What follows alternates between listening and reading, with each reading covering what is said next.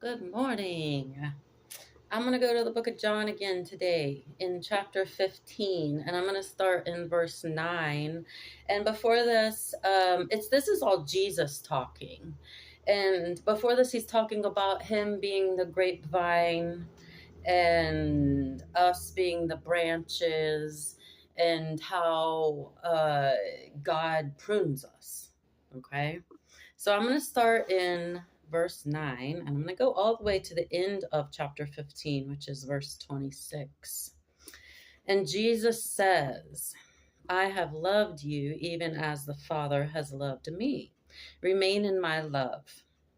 When you obey my commandments, you remain in my love, just as I obey my Father's commandments and remain in his love. I have told you these things so that you will be filled with my joy.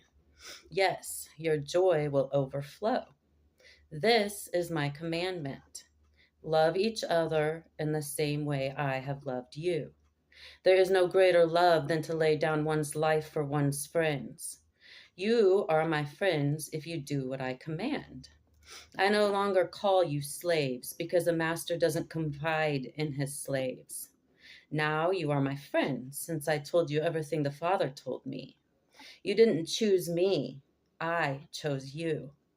I appointed you to go and produce lasting fruit so that the Father will give you whatever you ask for using my name. This is my command. Love each other. If the world hates you, remember that it hated me first. The world would love you as one of its own if you belonged to it, but you are no longer part of the world.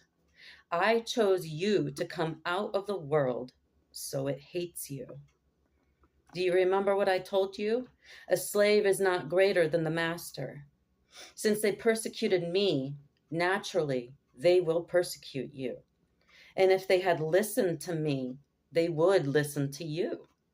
They will do all this to you because of me, for they have rejected the one who sent me. They would not be guilty if I had not come and spoken to them.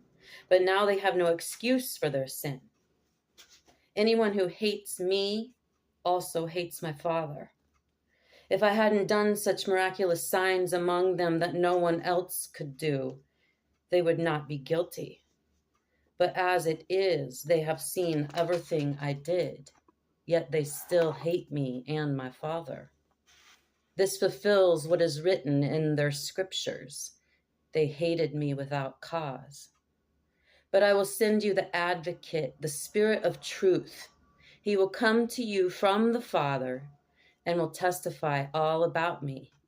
And you must also testify about me because you have been with me from the beginning of my ministry. All righty here. Persecution. I don't know if any of you all get it, but if you are speaking the truth, which is freedom of the cross, God's grace, forgiveness of sins, you probably are being persecuted in some sort of way or questioned or doubted or labeled. It doesn't matter. It tells you right here, they hate you because they hate him. Who cares, right?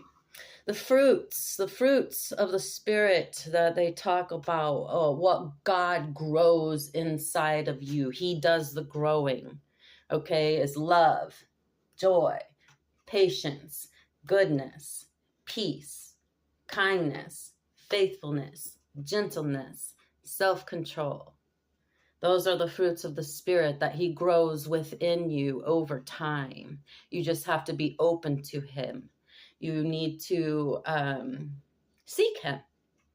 Seek him. Talk to him throughout the day. Just little tiny conversations. Lord, thank you for this.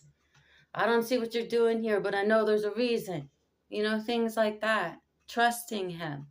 That's what it's about. So the one command that Jesus gives us is to love each other. Remember, Jesus came to save the world, not to judge it or condemn it. So we have no right to do that to others. I remember reading not too long ago, because there's been a question in my mind throughout my life. what if people don't know the word? You know, what if people don't know about Jesus? How do they get to heaven? Well, the Bible tells you that everyone will know without a doubt. I don't know how, but it says everyone will know without a doubt who God is, who Jesus is, and they get that choice as to whether or not they want to accept him or reject him. The advocate, the Spirit of truth, the Holy Spirit is inside of you. He tells you everything you need to know when you need to know it. So there's no pressure. That's what I've had to tell myself throughout this journey, is when I'm questioning things like, why this, why that, I don't understand this. Well, God, you will tell me what I need to know when I need to know it. Otherwise, I'm just going to rest in your presence, knowing that I'm exactly how I'm supposed to be, and I know exactly what I need to know right now. So, anyway, I hope this brings you a little bit of comfort. It really brought me some comfort, you know? Anyway, I hope you guys enjoy the rest of your day. May God bless and keep you.